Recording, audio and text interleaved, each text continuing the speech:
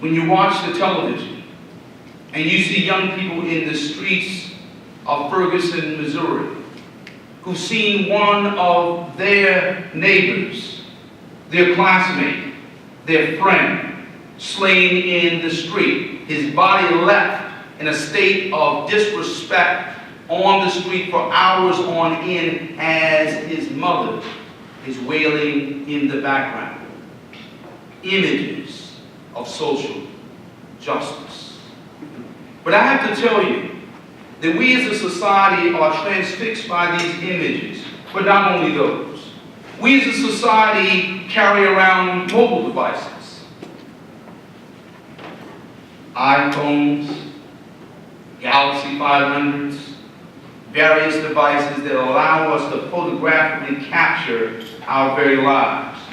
We have in fact developed a means of capturing our self-portraits with cell phones by means of selfies.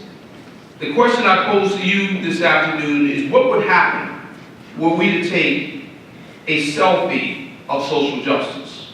What would happen if you held a cell phone of conscience at arm's length and took a picture, a self-portrait of our nation, a selfie of social justice, a selfie of the NAACP, a selfie of our nation? What would happen if you took a selfie of social justice?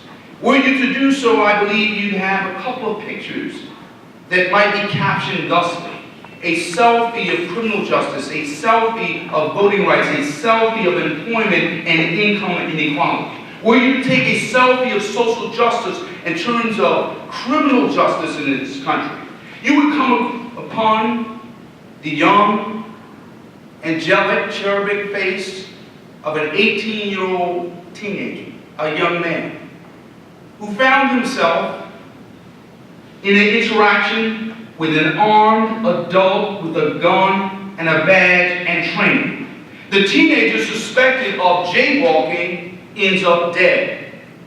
And it sets into motion a global crisis within our criminal justice system and a major challenge to our values as a nation. But this is not an aberration of injustice. Were we to walk the length and breadth and travel the length and breadth of this country, it's readily apparent that racial profiling is alive and well.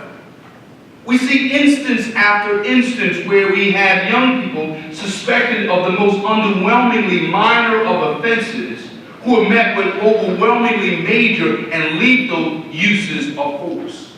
We see time and time again young people profiled not on the basis of their character, not on the basis of the potential threat that they pose to society, but on the basis of their degree of pigmentation, on the basis of the degree of melanin in their skin, on the basis of stereotype, on the basis of bigotry and bias. We see time and time again our children, your sons, your daughters being profiled.